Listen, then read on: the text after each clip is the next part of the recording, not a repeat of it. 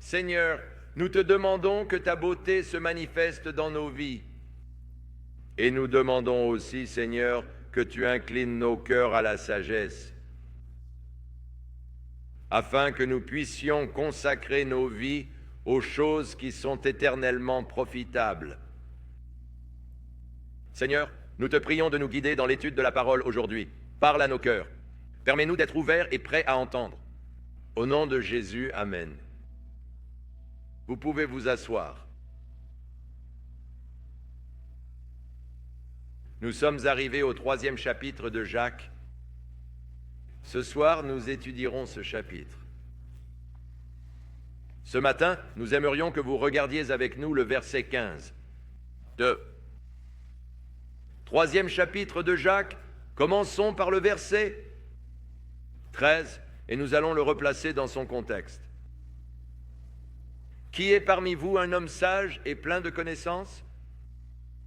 Qu'il le montre par une bonne manière de vivre, ses œuvres avec douceur et sagesse. Mais si vous avez dans le cœur de l'envie amère et des querelles, ne vous glorifiez pas et ne mentez pas contre la vérité. Car cette sagesse ne descend pas d'en haut. Elle est terrestre. Elle est sensuelle et diabolique. Et là où il y a de la jalousie et des querelles, il y a de la confusion et toute œuvre mauvaise. Mais la sagesse qui vient d'en haut est d'abord pure, puis paisible, douce et facile à traiter, pleine de miséricorde et de bonnes œuvres, sans partialité et sans hypocrisie. Et le fruit de la justice est semé dans la paix de ceux qui font la paix. La Bible parle de la sagesse du monde. Paul, écrivant aux Corinthiens, a dit que Dieu a rendu insensée la sagesse de ce monde. Il a déclaré que le monde, par sa sagesse, n'a pas connu Dieu, que la sagesse de ce monde ne mène à rien, que la sagesse de ce monde est une folie auprès de Dieu. La sagesse. Dans le journal de la semaine dernière, j'ai lu un article qui parlait des archéologues chinois qui ont découvert dans les fossiles le fossile de la plus ancienne fleur jamais découverte.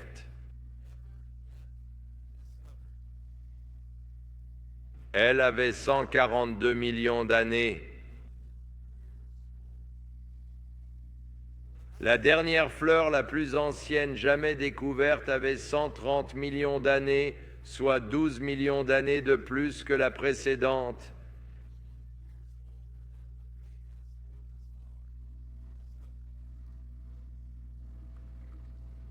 Il y a des années, lorsque j'étais jeune pasteur à Tucson, en Arizona, j'avais dans mon église un homme qui était professeur d'archéologie à l'université du Minnesota.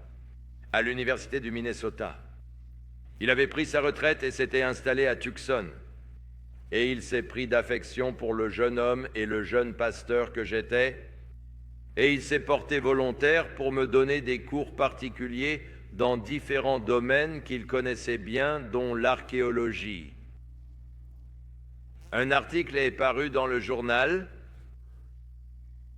À Tucson, le département d'archéologie de l'université de l'Arizona venait de découvrir une ancienne colonie indienne.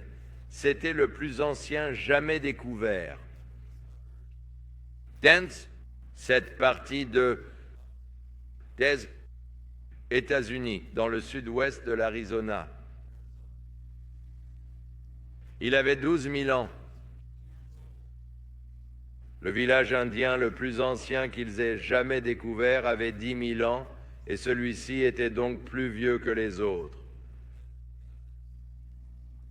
J'ai donc demandé au docteur Albro comment il déterminait cet âge. Comment savent-ils que ce village a 12 000 ans et que l'autre n'en a que 10 000? Plus vieux?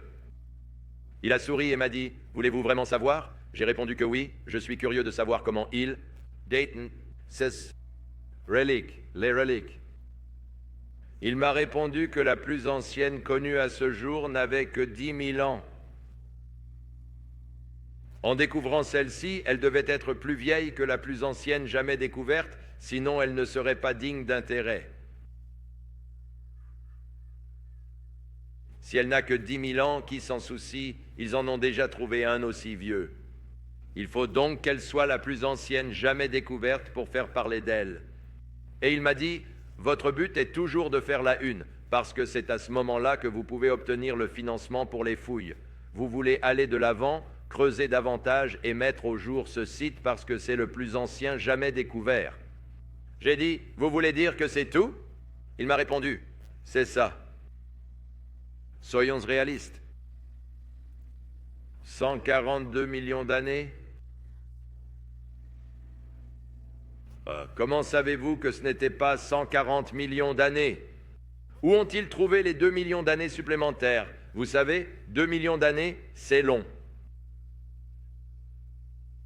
Maintenant, comment ont-ils trouvé 142 millions d'années? Parce que ce chiffre est supérieur à 130 millions d'années et que c'est le plus ancien à ce jour. Et plus il est vieux, plus le prochain devra aller un peu plus loin. Il faudra qu'il ait 150 millions d'années et il pourra alors obtenir son financement. J'ai lu un autre article cette semaine dans le journal sur la façon dont les scientifiques ont génétiquement des mouches des fruits, les rendant en quelque sorte grotesques, avec des ailes, ailes ou différents types de petites pattes. Grâce à ce génie génétique et à la création de drosophiles monstrueuses, il déclare que cela prouve la théorie du monstre plein d'espoir. La théorie des monstres porteurs d'espoir est également appelée « Oh, je vous le dirai dans une minute ». L'équilibre ponctué. Vous voyez, le vrai problème de l'évolution est l'absence de formes transitoires dans les archives fossiles. Espèce, mutation, fossile, espèce définie, des mutations au sein de l'espèce, mais pas de forme. Mais il n'y a pas de forme transespèce. Les archives fossiles sont très vides. De forme transitoire d'une espèce à l'autre. En d'autres termes, on trouve des fossiles de chats et des fossiles de chiens, mais pas de fossiles de dak, où le chien se transformait en chat et où la transition se faisait progressivement. Maintenant, si vous leur demandez pourquoi aujourd'hui nous n'observons pas de forme transitoire, pourquoi n'avons-nous pas un tas de chats qui courent partout? Et pourquoi ne voit-on pas les formes de transition? Leur réponse est que cela se produit si lentement que ce n'est pas observable. Si vous posez la deuxième question, pourquoi ne voit-on pas de forme transitoire dans les archives fossiles? On répondra, trop rapide, aucun fossile. Que ça n'a pas laissé de fossiles. Mais attendez un peu, est-ce que ça se passe lentement ou rapidement? En raison de l'absence de forme transitoire, ils ont élaboré la théorie de l'équilibre ponctué qui stipule en substance que la raison pour laquelle il n'y a pas de fossiles de forme transitoire entre les reptiles et les oiseaux, c'est qu'un jour, un serpent a pondu un œuf et qu'un oiseau s'est envolé. Et qu'il n'y a donc pas eu de forme transitoire entre les deux. Entrain per percent 20, D'où vient là? D'où vient l'oiseau femelle? Elle a dû sortir d'un autre œuf à peu près au même moment pour que les oiseaux puissent commencer à progresser. La sagesse du monde. La Bible dit que c'est une folie devant Dieu. En effet, la sagesse du monde dit que Dieu n'est pas nécessaire. Tout existe grâce à des millions et des millions d'années d'événements fortuits et de circonstances accidentelles. La Bible dit que l'insensé a dit dans son cœur, « Il n'y a pas de Dieu. Il n'y a pas de Dieu. » Le monde, par sa sagesse, n'a pas connu Dieu. Mais nous constatons que le monde, par sa sagesse, cherche à éliminer Dieu. Paul l'a décrit dans le chapitre 1 de l'Épître aux Romains. Il dit, « Ceux qui, ayant connu Dieu, ne l'ont pas glorifié comme Dieu, et ils n'ont pas été reconnaissants. C'est ainsi qu'ils sont devenus vains dans leurs imaginations et que leur cœur insensé s'est obscurci. Se prétendant sages, ils sont devenus fous parce qu'ils ont adoré et servi la création. Parce qu'ils adoraient et servaient la création plutôt que le Créateur, qui est béni pour toujours. » Nous avons tous entendu le conte de fées de la princesse. La princesse était assise au bord de l'étang et que cette vilaine grenouille a sauté et s'est approchée d'elle. Chaque jour, alors qu'elle était assise au bord de l'étang, cette vilaine grenouille sautait et s'approchait d'elle. Un jour, sur un coup de tête, elle attrapa cette grenouille et l'embrassa. Et soudain, elle s'est transformée en un beau prince, car par son baiser, elle a rompu le charme de la méchante sorcière et la grenouille est devenue un beau prince. Crois-tu que cela s'est réellement passé? Ou est-ce seulement un conte de fées?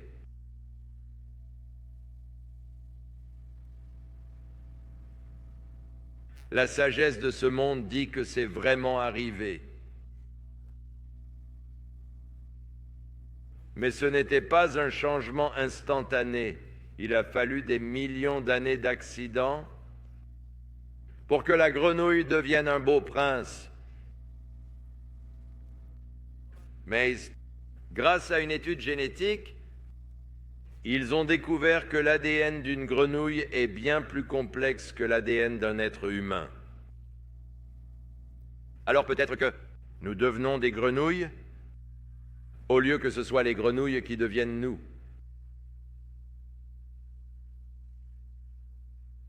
La sagesse de ce monde, dit la Bible, est une folie pour Dieu. Dans notre texte, Jacques parle de la sagesse du monde. Il dit qu'elle est terrestre, elle est sensuelle et diabolique. Elle est terrestre. Par sa sagesse, l'homme n'a pas connu Dieu. C'est la négation de Dieu. Mais si vous niez Dieu, alors vous avez un grand problème avec votre existence. D'où venez-vous? Comment es-tu arrivé ici? La conception complexe du corps suggère un maître créateur d'une sagesse infinie. L'alternative suggérée par la sagesse du monde est que vous avez commencé spontanément, sous la forme d'un protozoaire, lorsque la foudre a frappé l'os primordial et que, d'une manière ou d'une autre, la vie a été générée spontanément à partir de matériaux inorganiques ou organiques.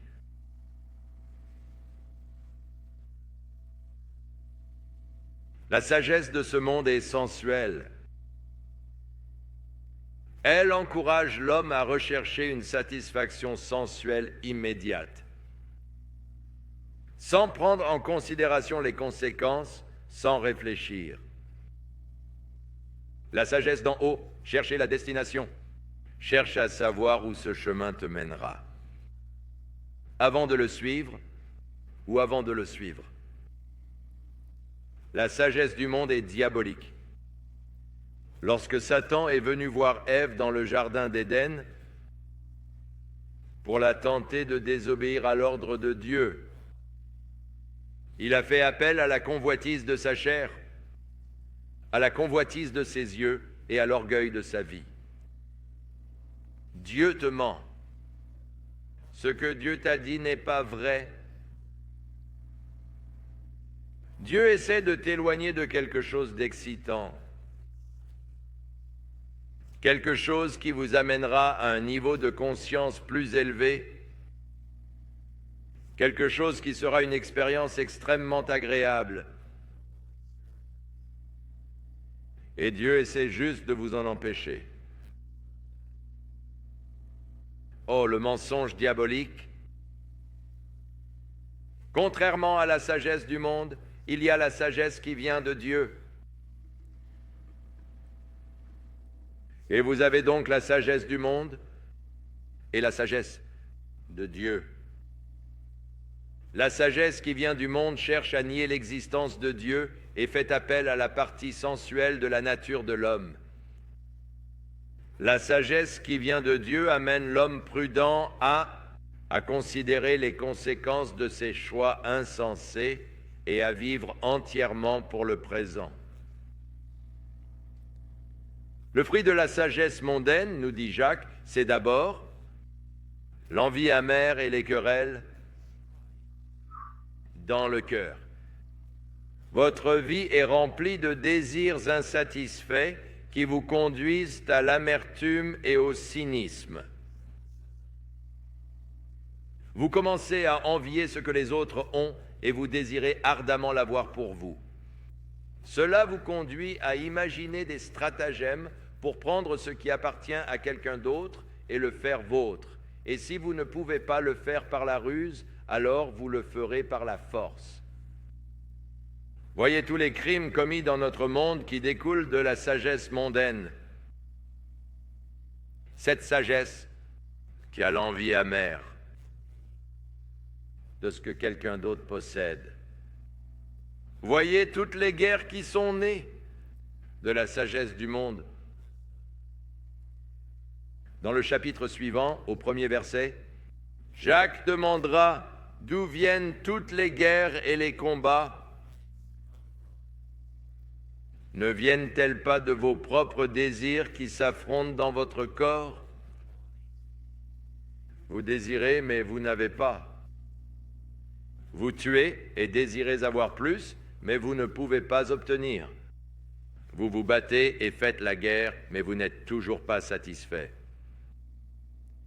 Là, c'est le vide qui découle de la sagesse du monde et le cynisme qui se développe finalement en essayant de trouver la satisfaction dans les choses matérielles de ce monde. Salomon, dans toute sa sagesse, a pu amasser une plus grande fortune que tous ses prédécesseurs, et après avoir tout ce dont son cœur pouvait rêver, il a assouvi toutes ses convoitises et tous ses désirs. Il a fini par devenir cynique et vide. Ces mots célèbres, vanité, vanité, tout n'est que vanité et contrariété d'esprit, sont sortis des lèvres de l'un des hommes les plus sages en ce qui concerne la sagesse du monde. Son argent gagné sagement lui fut décevant. Il a découvert qu'elle n'était pas satisfaisante. Elle a conduit à l'amertume et au cynisme. La sagesse du monde, nous dit Jacques, conduit à la confusion. Le prophète Isaïe a dit « Malheur à ceux qui appellent le mal bien et le bien mal ». C'est de la confusion. Lorsque vous appelez bien quelque chose qui est mauvais et qu'on appelle bien quelque chose qui est mal, nous vivons à une époque où il est bon d'accepter les comportements sexuels déviants et qu'il est mauvais de condamner le péché C'est déroutant. La sagesse du monde, nous dit Jacques, conduit à toute œuvre mauvaise. En revanche, Jacques nous parle de la sagesse qui vient d'en haut, la sagesse qui vient de Dieu. Il dit qu'elle est pure. La sagesse pure conduit un homme à une vie pure. Elle n'est pas entachée par les maximes ou les philosophies du monde. Le monde dit, juste de le faire. Ne pensez pas aux conséquences. Si vous vous sentez bien, faites-le. Obtenez tant que c'est bon. Profitez-en. Il est plus tard que vous ne le pensez. Mangez, buvez, soyez joyeux, car demain tu vas mourir. La sagesse qui vient d'en haut est aussi pacifique. Alors que la sagesse du monde conduit à des querelles et à des guerres, la sagesse d'en haut conduit à la paix. Tout d'abord, elle vous amène à la paix avec Dieu. Voyez-vous, l'homme est coupable de lutter contre Dieu, de se rebeller contre l'autorité de Dieu dans sa vie, en pensant qu'il peut mieux planifier sa vie et qu'il sait mieux que Dieu ce qui est bon pour lui. Je veux faire mes propres choix. Je ne veux pas me plier au choix de Dieu pour moi.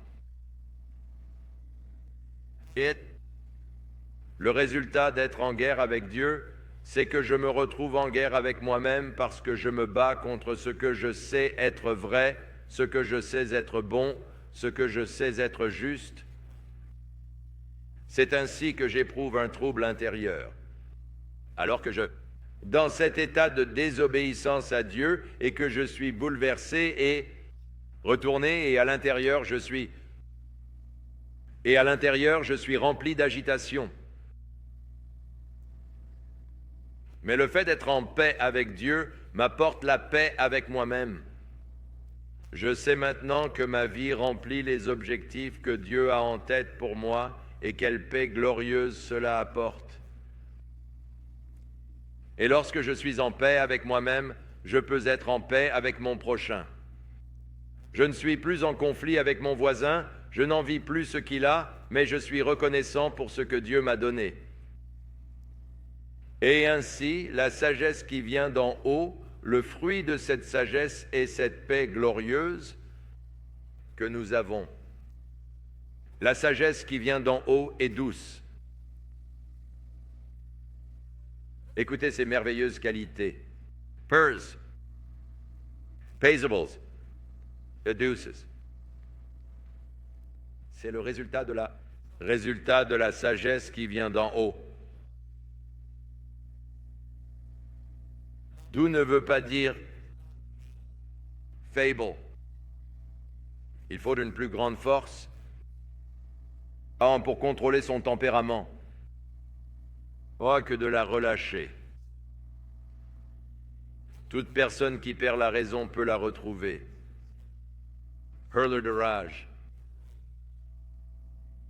Il faut une grande force pour contrôler ses émotions.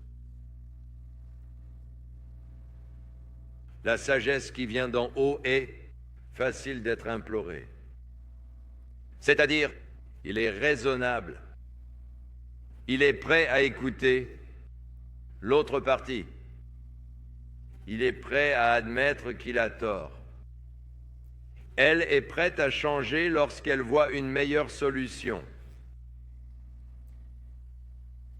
Elle n'est pas comme le type qui a dit « Ne m'embrouillez pas avec les faits, mon opinion est faite. » C'est la sagesse de ce monde. Mais la sagesse qui vient d'en haut, c'est l'écoute. Elle est prête à apporter des modifications ou des changements. Elle peut voir ce qui est juste et équitable. Mais la sagesse qui vient d'en haut est aussi pleine de miséricorde et de bons fruits.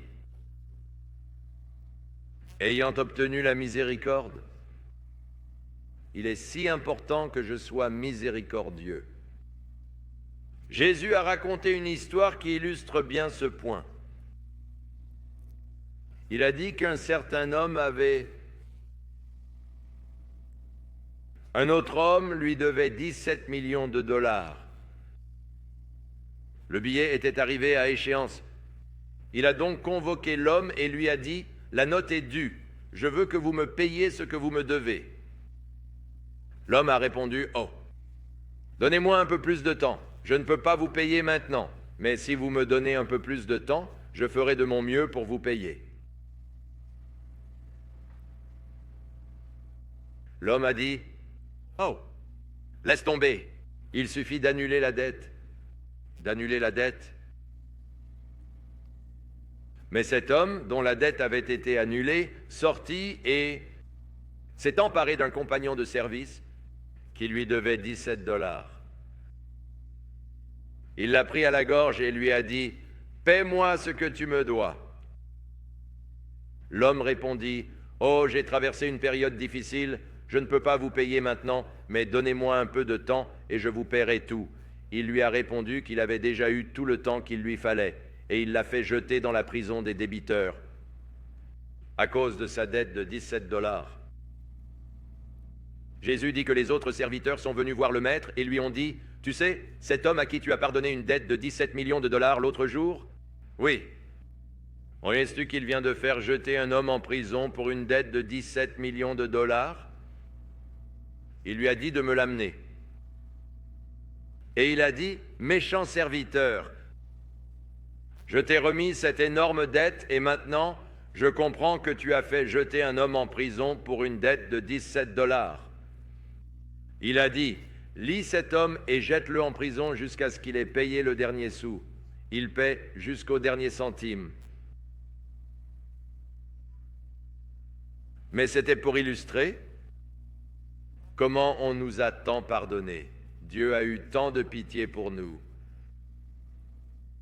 Qui sommes-nous pour en vouloir à notre voisin pour une infraction mineure ? L'autre jour, au centre commercial, il ne m'a pas souri. Je ne l'oublierai jamais.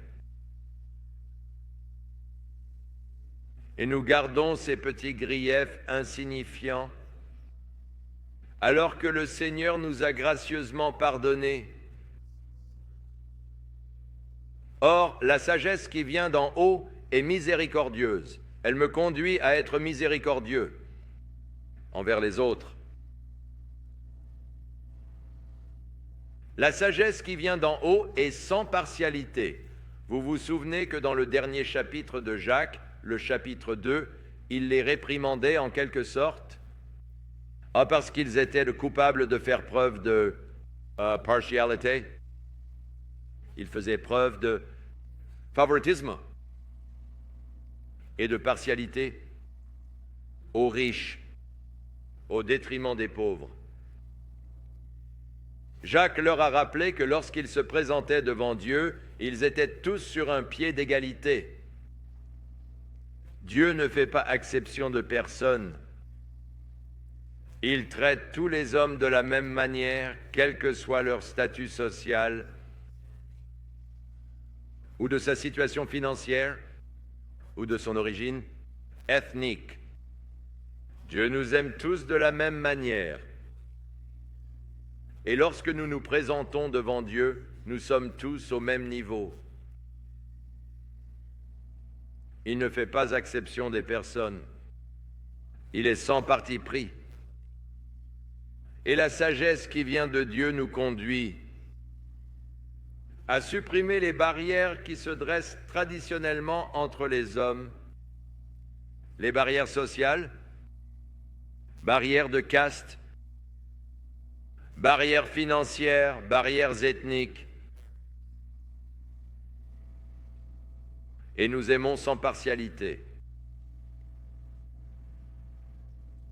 Et puis nous lisons que c'est sans hypocrisie. Il est presque risible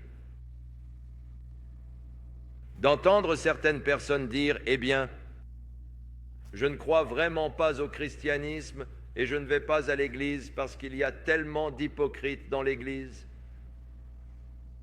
Et pourtant, Ils sont prêts à payer 50 $ pour assister à un match de catch de la Fédération mondiale. Mais ils n'aiment pas les hypocrites. Ils n'iront pas à l'église à cause de tous les hypocrites actifs qui s'y trouvent. Ou ils vont au théâtre pour regarder les acteurs et les actrices. Le mot hypocrite vient du mot grec hypocrite, du mot grec hypocrite. Le mot grec hypocrite est celui qui porte un masque. Il s'agit en fait du mot grec désignant les acteurs. En effet, dans le théâtre grec, il y avait ces grands masques et les acteurs se tenaient derrière. Il s'agit donc de quelqu'un qui porte un masque. Le monde est rempli d'hypocrites.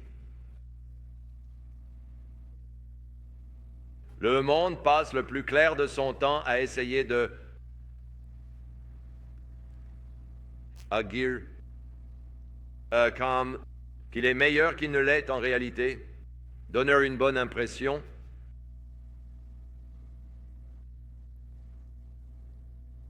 La sagesse du monde dit qu'il faut faire bonne figure, cacher vos vrais sentiments.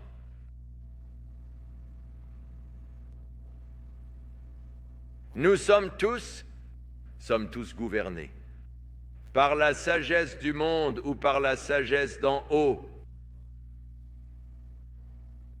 Ainsi, si votre vie est remplie d'agitation, de confusion, de désirs inassouvis, de querelles, d'amertume, la raison en est que vous avez suivi la sagesse du monde. Mais si votre vie est une vie de pureté, une grande paix, vous êtes une personne douce, vous êtes une personne raisonnable, tu es miséricordieux, votre vie porte de bons fruits. Et c'est une bonne indication que tu suis la sagesse qui vient d'en haut. Qui vient d'en haut.